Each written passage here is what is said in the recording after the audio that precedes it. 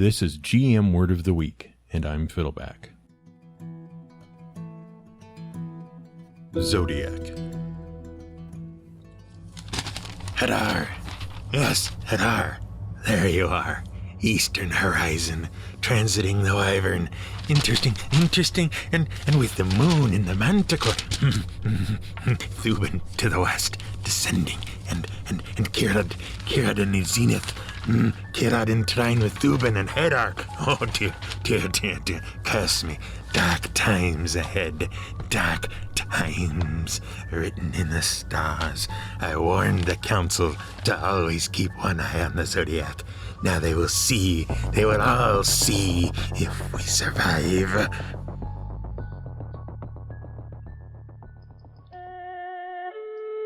Ni hao, word nerds, and ho nin da ji.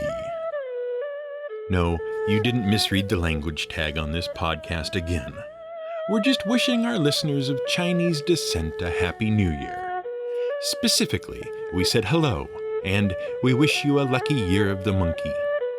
Because, as we were recently reminded while trying to place a custom order from a Chinese company, it is the Chinese New Year. And that's a big deal, because it means we can't get our products shipped to us. But we took Christmas off, so we can't complain. See, although China officially uses the Gregorian calendar like most of the rest of the world, they weren't so quick to give up their own calendar. Because the Chinese calendar is not just about counting days and knowing when seasons are. It is steeped in their culture, their spirituality, and their traditions. The Chinese calendar marks the days of festivals and celebrations. But it can also tell you the luckiest day to have your wedding, and when to wear your red underwear to ward off bad fortune, and whether you take those sorts of beliefs seriously or not. There's no reason not to take some steps to ensure good luck smiles on you. But what actually lies at the heart of the Chinese calendar, just like what actually lies at the heart of the Gregorian calendar, is astronomy. And it ties into this word, zodiac. Today, in the United States at least, we associate the zodiac with astrological hokum. After all, the idea that there's only 12 possible outcomes for the day and which day you get from the multiple choice test is based on the day you were born seems kind of silly. But there's astrology. Western and Eastern are both far more complex than the newspapers and monkey talk would have you believe. And they are a beautiful melding of science and spirituality. And in a fantasy game, spirituality and beauty are far more important than science. So let's look up at the stars. What you have to understand is that stars are weird. Sure, today they make perfect sense. Once upon, there was no universe. There wasn't even nothing, because there was nowhere for the nothing to be. And then suddenly, the universe began to expand from a single point. And then it all got crazy and suddenly ballooned out. But it didn't balloon out evenly. It was sort of wrinkly, and in some places it was a little cooler, and some places there was a little more stuff. And that stuff, over billions of years, started to sort of collapse in on itself. And then the stuff collapsed so tight that it exploded and started nuclear fusion.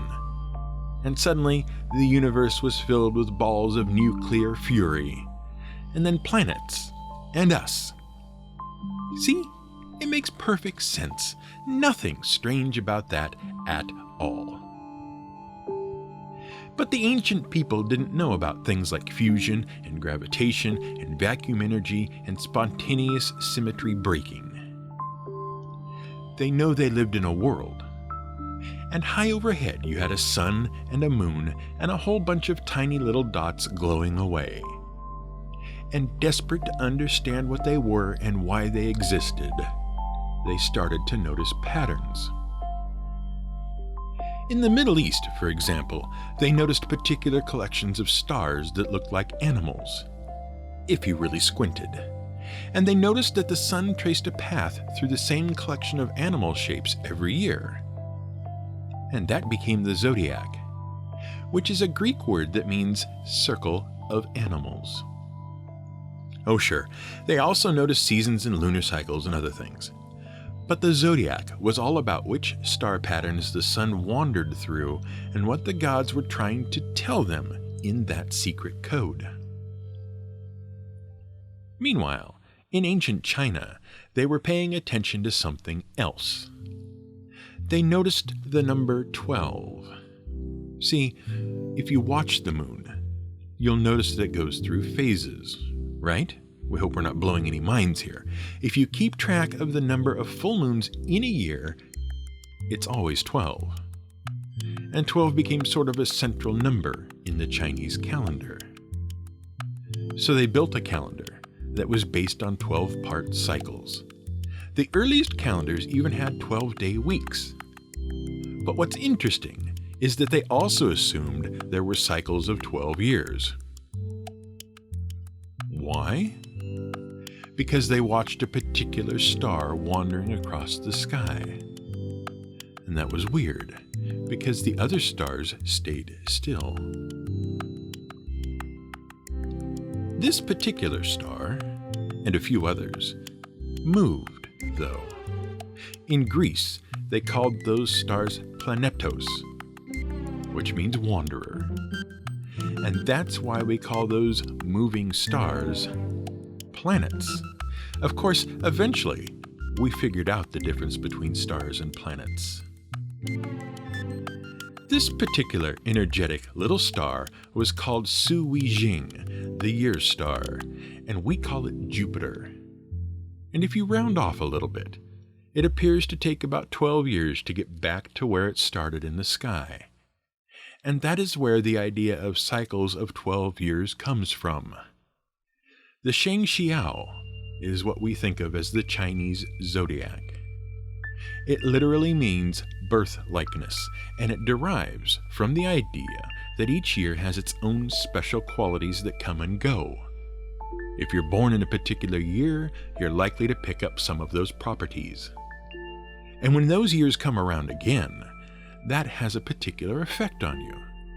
Because the universe is, after all, based on mathematical cycles. Honestly, it's not too different from the Western zodiac, is it? The year is divided into 12 periods based on where the sun is in relation to pictures in the sky. If you're born during a particular period, you pick up some of those qualities. Again, it makes a certain amount of sense. But it's still clearly silly to break everything down into just 12 periods, whether you're Chinese or Roman, who were obsessed with astrology. Well, of course it is. Even astrologers think it is, the ancient ones and the modern ones, because there is a lot more to astrology in either hemisphere than those simple cycles. For example, in Western astrology, everything is based on a horoscope, right? But a horoscope isn't just a 2-sentence summary of how your day is going to go. The word means picture of time. And what it actually is an accurate picture of the entire sky, the parts we can see and the parts we can't, at a specific moment. A Western horoscope divides the sky first and foremost into 12 houses, basically just 12 segments with different properties. Those things are where they are based on geography, north, south, east, and west. Now, the zodiac, the wheel of animals, rotates around the earth. So there's also a ring that shows how the zodiac currently, at any given moment, lines up with the houses. And then you have to plot the position of the sun and the moon and the planets Mercury, Venus, Mars, etc. against those houses. And the relationship between every tiny little part of the chart determines something about the forces that are currently in play in your life. And, I should point out, all of these positions are relative to where you are. For example, when you are born, if you want to know what type of person you are, you need a birth chart. It's a horoscope that draws out the exact appearance of the sky at the moment of your birth as it appears from the location on Earth of your birth. Now, we here at Word of the Week are not prepared to go on record as saying just because it's complicated, that makes it true. We're pretty sure astrology is hokum, just like phrenology and palm reading and Ouija boards. We're just trying to show you that it is an extremely complicated, extremely detailed system rooted very firmly in some very complex astronomy, which is pretty neat. What about the Chinese Shengxiao? It too is based on far more complexity than simply naming a year after an ox and calling it a day. For example, the sequence of animal signs, which we should name quickly. The animal signs of the Chinese Zodiac are the rat, ox, tiger, rabbit, dragon, snake, horse, sheep, monkey, rooster, dog, and pig. And each of these is a symbolic representation of certain qualities and spiritual forces and the like. For example, monkey is associated with cleverness, innovation, adaptability, enthusiasm, and honesty. But monkey is also associated with arrogance, jealousy, and sometimes a bad temper. The sequence of animals is complicated by the fact that the 12-year cycle of the zodiac lies within a longer 60-year cycle, which is based on a counting system known as the heavenly stems and earthly branches. The 12 branches are the 12 animals. They represent the forces present on earth and in living things. The 10 heavenly stems represent the divine forces, in this case associations with the 5 Chinese elements of wood, fire, earth, metal, and water, and the fundamental Chinese duality of yin and yang. So you have natural growing wood and cut lumber, you have native earth and you have earthenware, you have metal ore and wrought metal. See? The cycles are even more complicated than that, though, because there are also seasons and even hours of the day, and all of them correspond to mystic forces. Mid to late morning is the time of snake because that's when snakes leave their burrows to hunt, and some folks take these cycles very seriously. For example, it is sometimes believed that people born in a particular year, their Ben Ming Nian, or year of birth, are particularly unlucky when their sign comes around again. The god of age, Tai Sui, tends to visit misfortune on people when the cycles match up, so those who want to protect themselves gird themselves with red clothing, particularly socks, belts, and underwear. Those given as gifts by elders are believed to be particularly lucky. Red, as a color of luck and to ward off evil spirits, also shows up in the tradition of giving money in red envelopes for holidays and special occasions. Anyway, at the time this podcast goes live, we will be 4 days into the year of the fire monkey, and you might be asking why those animals and why in that particular order. The Western zodiac was based literally on seeing pictures in the sky. What is the Chinese zodiac based on? Well, remember, these animals are symbols for greater forces, at least in theory, but there is a story about why they come in the order they do.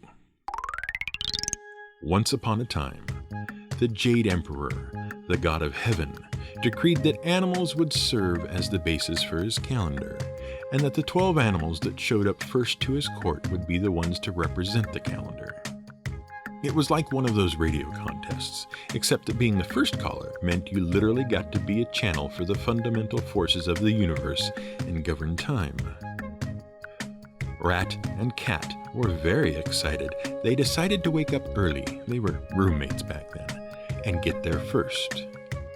But Cat always slept in, so Rat promised to wake Cat up early. But when Rat woke up the next day, he was so excited that he ran out of the house and forgot to wake up Cat.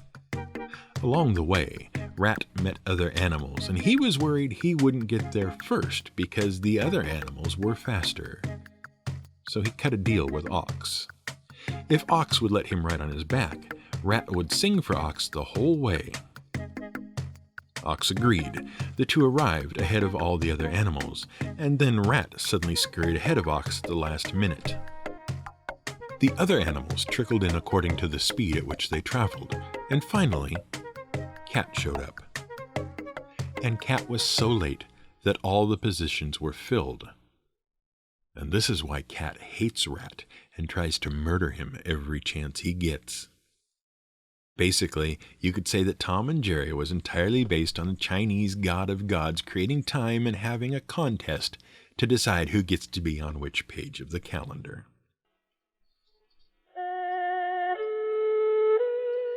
So what use is this in your game?